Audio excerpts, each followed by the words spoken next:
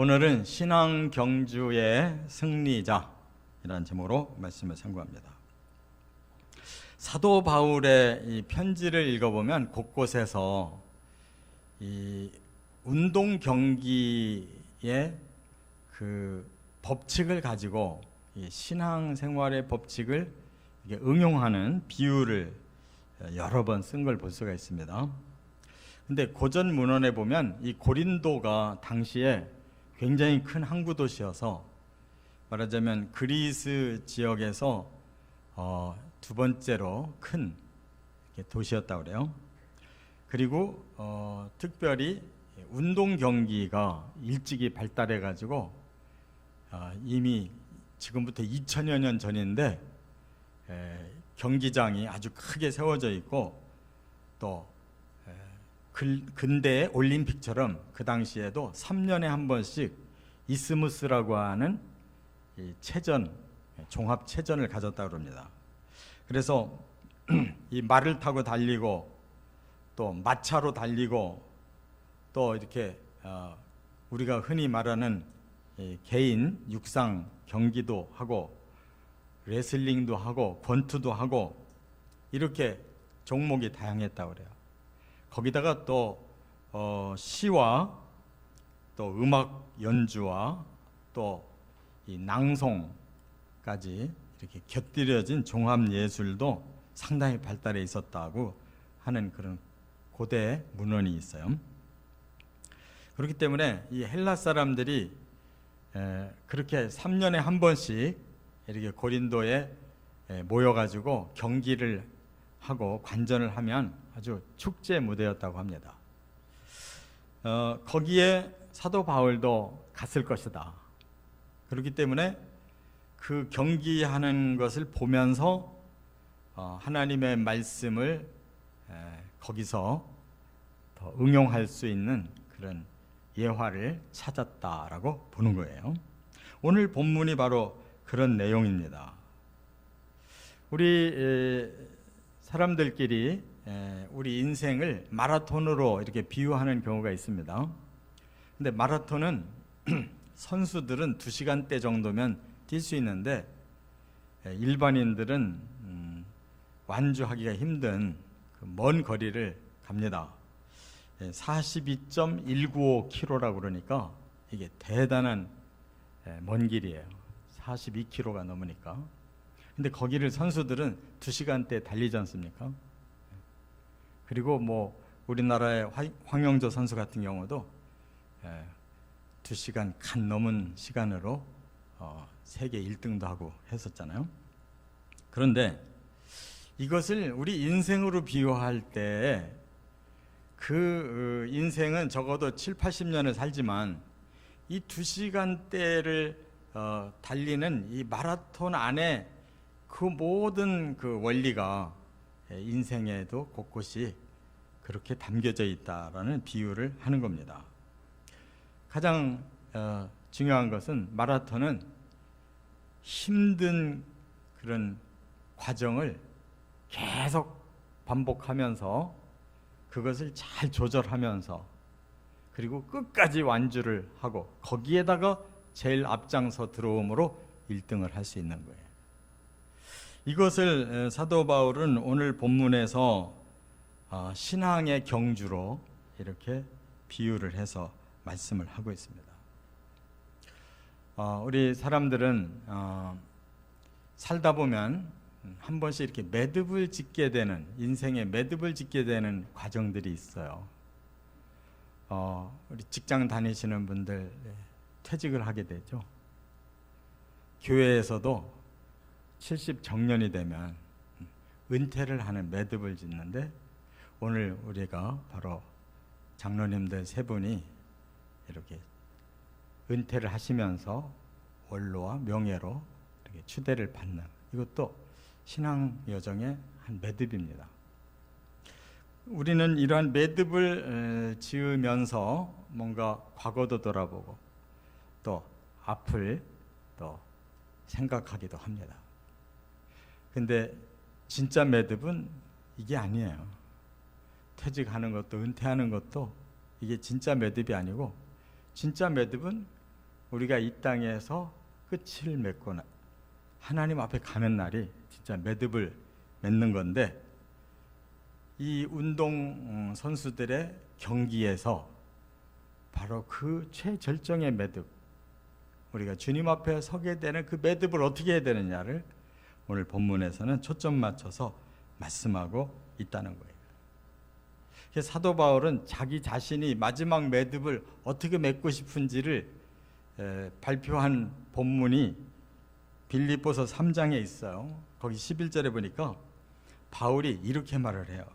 어떻게 해서든지 죽은 자 가운데서 부활에 이르려 하노니 내가 이미 얻었다 함도 아니요 온전히 이루었다 함도 아니라 오직 내가 그리스도 예수께 잡힌 바 된 그것을 잡으려고 달려가노라. 이렇게 자기의 마지막 매듭을 이렇게 하고 싶다고 소원하고 있어요. 그 신호탄이 부활이라는 거예요. 우리는 분명히 죽는데 바로 주님은 우리를 분명히 부활시킬 그때가 크라이막스의 매듭이라고 그러죠. 그렇고 현재는 아직 얻은 것이 아니고 이루어진 것이 아니다. 바로 그 예수님께 우리가 잡힌 바 된 그 목적을 향해서 어떤 상황이든지 반드시 거기에 도달해야 되겠다. 이렇게 바울이 말을 하고 있습니다. 그래서 우리는 이 매듭을 잘해야 된다는 걸 깨닫게 돼요. 근데 많은 사람들이 다 매듭을 맺는 거 아닙니다. 우리 인생도 이렇게 때를 맞춰서 잘 매듭을 해야 되는데 그렇지 못한 경우들도 종종 있어요. 하나님 앞에 부름 받는 일도 수를 다 누리지 못하고 가시는 분들도 종종 있습니다. 그것은 우리가 어쩔 수 없는 일이지만 우리가 할 수 있는 최선을 다한 그런 매듭의 과정 하나하나 잘 밟아서 마지막 매듭까지 잘 맺으시기를 바랍니다. 오늘 본문의 운동 경기 중에 세 가지 원리로 말씀을 했는데 24절에 보면 첫째는 최선을 다해야 한다 하는 걸 말씀했어요. 24절을 같이 한번 읽어보겠습니다. 운동장에서 다름질하는 자들이 다 달릴지라도 오직 상을 받는 사람은 한 사람인 줄을 너희가 알지 못하느냐. 너희도 상을 받도록 이와 같이 다름질하라. 네. 사람들은 그런 생각도 합니다. 뭐 이렇게 살아도 한 세상, 저렇게 살아도 한 세상인데 뭐 그렇게 별나게 살 필요 있냐. 그냥 물 흐르듯이 적당하게 살다가 가면 끝나지. 이런 생각을 했는데 성경은 그렇게 말을 하지 않는다는 거예요. 이렇게 살아도 좋고 저렇게 살아도 좋다라는 생각 잘못된 거란 것입니다. 적어도 운동선수는 그렇게 생각 안 해요. 왜냐하면 출발선이 있고 골인 지점이 있기 때문에 그 사이에서 서로 경쟁하게 돼 있습니다. 그래서 적당히 뛰겠다고 하는 사람은 운동선수가 아니에요. 관전하는 사람은 그냥 적당히 뛰어도 뭐 큰 문제가 없지만 운동선수만큼은 현장에서는 죽자 사자 뛰는 겁니다. 왜? 다 1등 하고 싶어서 나온 사람들이기 때문에. 그런데 신앙생활도 마찬가지라는 거예요. 우리가 하나님 앞에서 신앙생활하는 것은 우리가 하나님 앞에 어떻게 평가를 받느냐 하는 것이 우리들에게 그 결승 지점의 평가이기 때문에 오늘 본문에 그랬잖아요. 너희도 상을 받도록 이와 같이 다름질하라 그랬으니까 이와 같이 다름질하라는 말이 뭐겠어요? 죽도록 뛰어야 된다는 거예요. 우리가 할 수 있는 최선을 다해야 된다는 거예요. 이 최선이라는 말은 가장 최예요. 가장 힘썼느냐, 착할 선, 가장 선한 것이 이루어졌느냐 그거예요. 그러니까 하나님 앞에서 가장 선한 최상의 상태로 서느냐가 그거예요. 그것이 우리 그리스도인의 최선인 줄 깨달으시 바랍니다. 하나님 앞에서 최상의 선한 상태로 주님 앞에 서야 되는 거예요. 그게 최선이에요. 그래서 제가 서두에도 사도 바울이 빌립보서에 자기 소원을 3장 11절 이하에 말했다고 그랬는데, 자기 소원이 이루어지기를 위해서 그 뒤에 14절에 또 이렇게 얘기했어요. 표대를 향하여 그리스도 예수 안에서 하나님이 부르신 부름의 상을 위하여 달려가노라 그랬어요. 그러니까 과거 본인이 경기를 관전할 때 그 끝에 표대가 있었다는 것을 기억하는 거죠. 운동선수는 저 표대만 바라보고 죽으라고 뛰었을 거다. 우리의 표대는 뭐냐? 바로 하나님이 위에서 부르신 그 부름의 상이 우리의 표대다. 그 상을 주기까지 나는 달려가겠다, 이렇게 말을 하고 있어요. 저는 요한계시록을 평소에도 늘 아주 귀한 말씀으로 알았지만,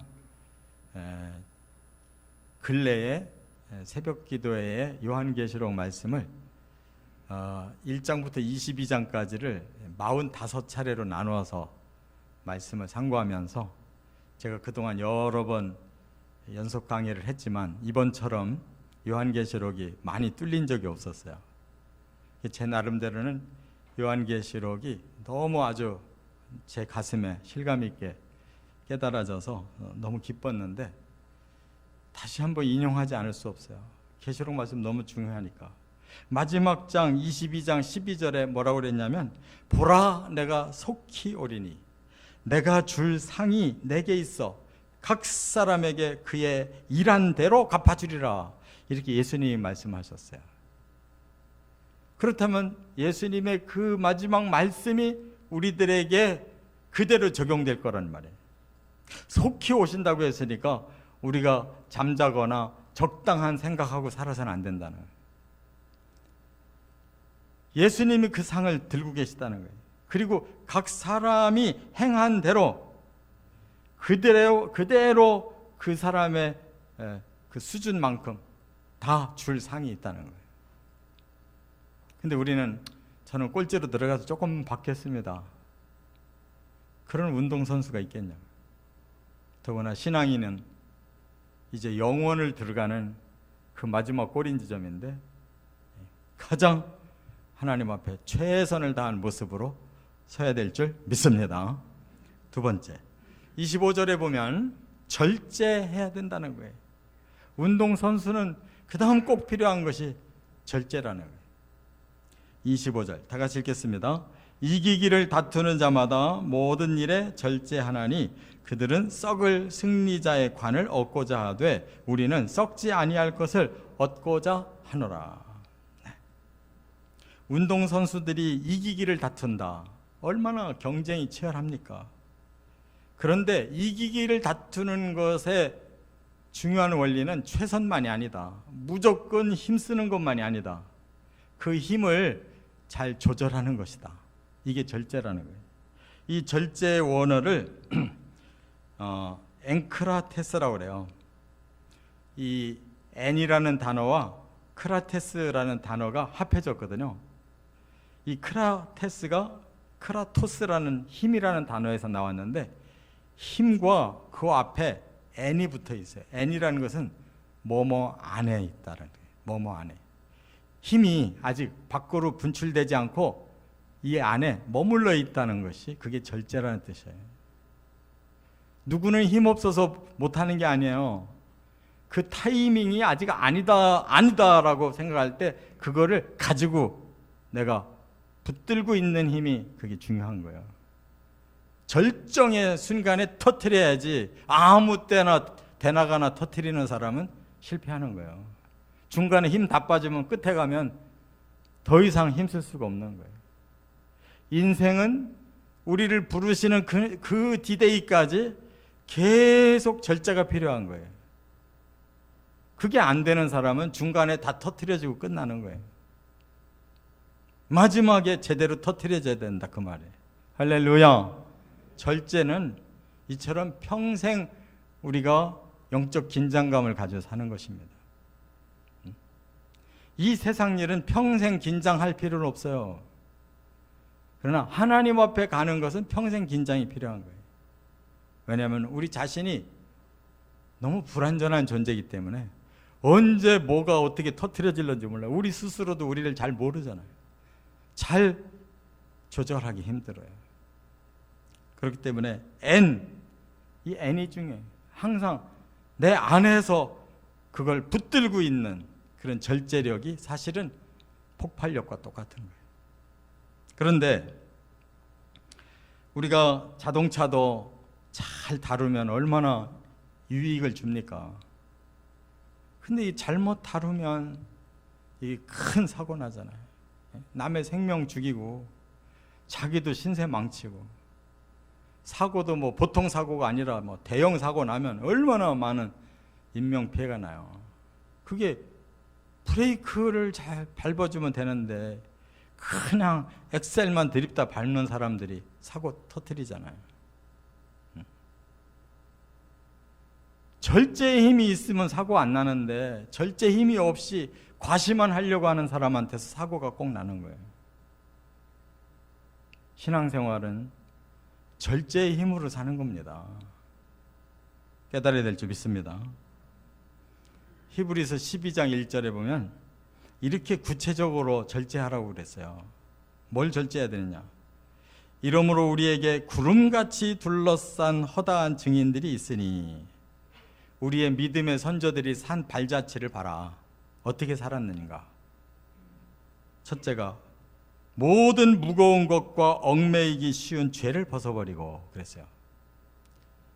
이것이 사람들에게 동기의식이긴 하나 그것이 죄에 연관될 때 그걸 절제 못하면 소용없다는 거예요. 막 그냥 쏟아내다가 죄 짓는 사람 얼마나 많은지 몰라요. 그렇기 때문에 내게 정말 필요치 않은 무겁고 얽매이기 쉬운 죄가 있는데 그거를 절제해서 이겨내는 것이 그게 능력이라는 거예요. 또 하나, 인내로서 우리 앞에 당한 경주를 하는 것이다. 힘들어도 참아낼 줄 아는 힘이 그게 진짜 힘이다. 참는 힘. 또 하나, 믿음의 주요 또 온전하게 하시는 예수를 바라보자. 내 힘으로 불가능하다는 거 빨리 알고 포기하고 예수님을 바라볼 수 있는, 예수를 바라본 그 믿음의 힘이, 주께서 나와 함께 한다고 하는 그 힘이 나를 진정으로 능력 있게 만들어주는 것이다. 그 예수님이 뭘 우리에게 보여주셨느냐? 그 앞에 있는 기쁨을 위하여 십자가를 참으사 부끄러움을 개의치 아니하시더니 하나님 보좌 우편에 앉으셨느니라. 바로 예수님은 자기를 죽이는 자리에까지 절제하고 감당해냈다는 거예요. 그랬더니 하나님이 하늘 보좌 우편에 앉혀놓으시더라는 거예요. 바로 그것이 우리들의 샘플이라는 거예요. 이렇게 절제하며 사시기를 바랍니다. 세 번째, 26절, 27절에 보면 목표가 분명해야 한다 하는 겁니다. 26절, 27절 같이 읽겠습니다. 그러므로 나는 다름질하기를 향방 없는 것 같이 아니하고 싸우기를 허공을 치는 것 같이 아니하며 내가 내 몸을 쳐 복종하게 하면 내가 남에게 전파한 후에 자신이 도리어 버림을 당할까 두려워함이로다. 바울에게 두려움이 있었대요. 그게 뭐냐면 열심히 복음을 전했는데 정작 복음 전하느라고 바빠가지고 자기의 영혼을 준비 못할까 봐 그게 두렵대요. 여러분, 사실은 주객이 전도될 때가 많습니다. 우리는 목표를 잃어버리고 현재 과정에 너무 바빠요. 오늘 아무리 바쁘게 살아도 목표를 잃어버리면 그날은 없는 날이에요. 목표가 가장 중요한 겁니다. 그렇기 때문에 다름질을 향방 없이 하면 안 된다는 거예요. 왜 달리는가를 알아야지. 현재 달리고 있다고만 생각하는 것은 아무 필요가 없어요. 열심히 살고 있다. 근데 왜가 꼭 들어가야 되는 거예요. 나중에 보면 아유 그때 내가 그걸 하는 게 아닌데 내가 실수했어. 그 사람 삥 도는 겁니다. 그렇게 인생을 살면 마지막에 제대로 꼬리는 못하는 거예요. 방향이 올곧아야 돼요. 항상 왜라고 하는 자기의 인생의 목표를 생각해보고 살아가야 되는 거예요. 그게 없는 사람은 그냥 불쑥불쑥 자기 멋대로 생각나는 대로 행동했다가 갈짓자로 계속 흔들리는 삶을 살다가 나중에 목표도 잃어버리고 죽을 때 왜 우리가 이렇게 죽어야 되는가를 모른단 말이에요. 그냥 살고 싶어서 벌버둥만 치지 내가 왜 이거 죽어야 되고 죽으면 어떻게 되는지를 모르고 죽는 사람들이 너무 많아요. 우리는 싸우기를 허공을 치는 것 같이 하면 안 된다 그랬어요. 권투 선수가 상대방을 쓰러뜨리려고 권투하지 손만 내저으려고 권투하는 사람이 없는데 실제로 그런 식으로 산단 말이에요. 이것은 안 된다는 거예요. 그러기 위해서 내가 내 몸을 쳐서 복종하게 한다. 그 말이 뭐예요? 나를 항상 목표에다가 나를 몰아넣어야 된다는 거예요. 내가 갈 길이 여기지 라고 자기 자신을 복종시켜야 된다는 거예요. 내 욕망대로 그냥 마음대로 해봐라 하고 내버려두면 안 된다는 거예요. 이것이 내 목표에 근접하지 않는다면 언제든지 나를 복종시키도록 나를 쳐야 된다는 거예요. 가장 큰 대상자는, 싸움의 대상자는 나 자신이에요. 나를 못 이기면 모든 것은 이길 수가 없어요. 우리 목표가 어디입니까? 천국이 아니린 사람이 너무 많아요. 얼마 안 살고 가셔야 될 뿐인데 내가 어떻게 하면 이 땅에서 좀 더 사냐, 내 자식의 문제, 무슨 문제, 이런 거에 여전히 골똘하고 있는 분들이 있어요. 참 답답해요. 가서 보면 준비가 전혀 안 돼 있는데 정말 걱정돼요. 지금 천국을 생각해도 부족한데 천국이 마음에 없고 딴 생각을 자꾸 하고 있다고. 그걸 누가 그 자리에서 가르쳐 주겠어요? 그때 얘기해봐야 뭐 하냐고. 목표를 또렷하게 가지고 끝까지 가시기 바랍니다. 우리의 목표는 천국밖에 없어요. 거기보다 더 나은 목표가 어디 있겠습니까? 낙숫물이 한 방울씩 떨어져도 1000년을 떨어뜨리면 바위가 뚫린대잖아요. 목표는 그런 거예요. 시작은 너무 미미한 거지만 목표가 뚜렷하면 그 작은 힘이 계속 그 목표를 향하여 두들기면 천국문이 열리는 거예요. 예수님 말씀했잖아요. 두드리라고, 찾으라고, 구하라고. 근데 우리가 목표가 거기가 아닐 때는 엉뚱한 것만 자꾸 두드리고 찾다가 인생 다 끝나버린다는 말이에요. 그러면 안 된다는 거예요. 우리는 너무 연약한 존재지만 천국을 두드리고 찾고 구할 때 반드시 우리 주님이 주신다는 이 목표를 뚜렷하게 가지고 최후 승리를 거두시기를 주의 이름으로 축원합니다.